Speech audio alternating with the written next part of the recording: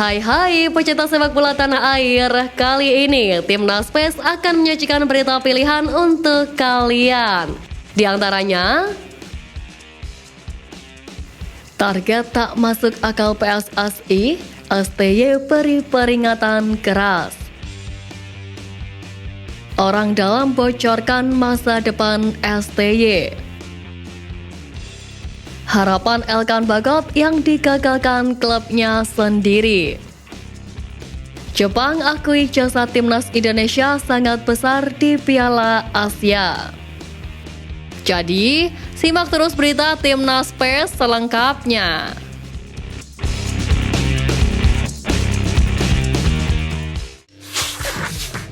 Polemik perpanjangan kontrak Sintayong di Timnas Indonesia menemui babak baru. Sintayong terpantau sudah mengunfollow akun Instagram Ketua Umum PSSI Erick Thohir.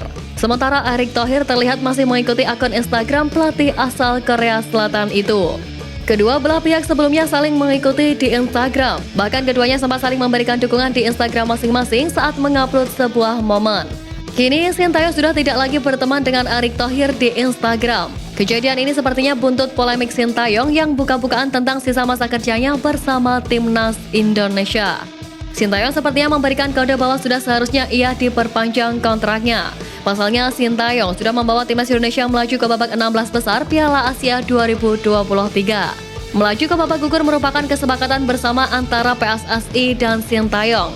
Ya, selain menembus target ke babak 16 besar Piala Asia 2023, masih ada tugas yang harus diselesaikan oleh Sintayong.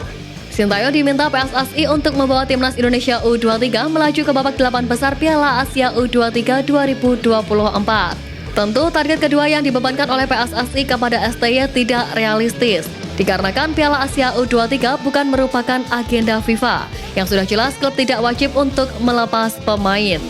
Dengan pemain yang seadanya, tentu akan sulit untuk memenuhi target ambisius melaju sampai ke 8 besar ajang sekelas Piala Asia.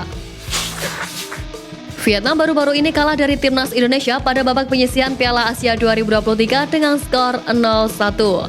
Akan melawan Timnas Indonesia lagi Pan Tang Hung, yang merupakan pelatih Vietnam pada 2012, memberikan tanggapannya terkait peluang negaranya.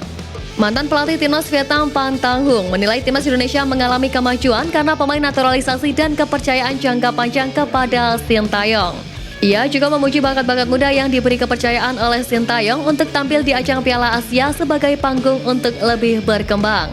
Pada lanjutan putaran kedua kualifikasi Piala Dunia 2026 zona Asia, Vietnam bakal bertandang ke markas Timnas Indonesia pada 21 Maret 2024. Setelah itu Vietnam menjamu Timnas Indonesia pada 26 Maret 2024. Pemain Timnas Indonesia Elkan Bagot resmi gabung klub Liga 3 Inggris Bristol Rovers pada Jumat 2 Februari 2024 dini hari waktu Indonesia Barat. Pengumuman itu disampaikan Bristol Rovers di laman resmi mereka. Kehadiran Elkan Bagot diharapkan dapat memperkuat Bristol Rovers. Hingga pekan ke-29 Liga Inggris 2023-2024 menyisakan 17 pekan lagi, Bristol Rovers duduk di posisi 11 dengan 37 angka. Bristol Rovers terpaut 13 angka dari Oxford United di posisi 6 atau batas akhir tim yang mengikuti playoff promosi ke Liga 2 Inggris 2024-2025. Sementara itu, musim ini Elkan Bagot gagal masuk ke skuad utama Ipswich Town di Liga 2 Inggris. Ia hanya diplot mentas bersama Ipswich Town di ajang-ajang level 2 seperti Piala Liga Inggris. Hingga pekan ke-29, skuad asuhan Kieran McKenna ini duduk di posisi 2 klasemen dengan 59 angka. Jika sanggup mempertahankan posisi ini hingga akhir musim, Ipswich Town berhak promosi ke Premier League musim depan. Otomatis harapan Elkan untuk bermain di kasta tertinggi Liga Inggris harus pupus karena peminjaman tersebut. Sekarang tugas Elkan Bagot adalah bermain apik bersama Bristol Rovers di sisa akhir musim ini. Jika tampil brilian, tak menutup kemungkinan bek 21 tahun ini menjadi bek andalan Ipswich Town di musim depan. Jay Izzes masuk dalam skuad Venezia saat mengalahkan Ternana dengan skor 1-0 pada 27 Januari 2024. Akan tetapi ia hanya duduk di bangku cadangan. Kondisi tersebut sangat wajar, pasalnya Jay Izzes baru pulih dari penyakitnya yang tentu saja butuh recovery yang cukup pula. Ia pun merasakan dukungan dari rekan setimnya saat menjalani pemulihan. Pemain yang berposisi sebagai bek tengah itu pun menceritakan soal Indonesia, di mana ia sempat berada di Indonesia untuk menerima kewarganegaraan. Ia pun berharap untuk bisa membela timnas Indonesia dan ia semakin merasa bangga kalau skuad Garuda mampu membuat sejarah lolos ke babak 16 besar Piala Asia untuk pertama kalinya. Tak sekedar lolos, skuad asuhan Sintayong juga menampilkan permainan yang luar biasa selama kompetisi itu. Pengamat sepak bola Coach Justin memberikan bocoran soal hasil rapatnya dengan Ketua Umum PSSI Erick Thohir terkait masa depan Sintayong. Coach Justin mengaku dirinya diundang oleh Erick Thohir untuk membahas rencana PSSI ke depannya. Beberapa pembahasan pun dibongkar Coach Justin mulai dari soal VAR, timnas Indonesia hingga masa depan Sintayong. Jadi antara Sintayong dan Pak Erick itu udah ada agreement, sudah ada perjanjian bahwa timnas Indonesia lolos 16 besar Piala Asia 2023 serta lolos grup Piala Asia U23 2024. Itu udah ada perjanjian bakal diperpanjang. Pak Erick juga mengeluarkan kontraknya dan menunjukkan ke kami soal perjanjian tersebut. Tegas Coach Justin.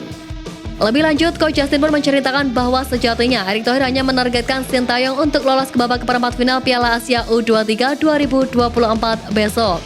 Namun rupanya Sintayong sendiri optimis membawa timnas Indonesia melangkah lebih jauh dari target tersebut. Sintayong pun pede membawa Garuda menuju semifinal Piala Asia U23 2024, yang mana jika berhasil mencapai semifinal akan membuat Indonesia berpeluang tampil di Olimpiade Paris 2024.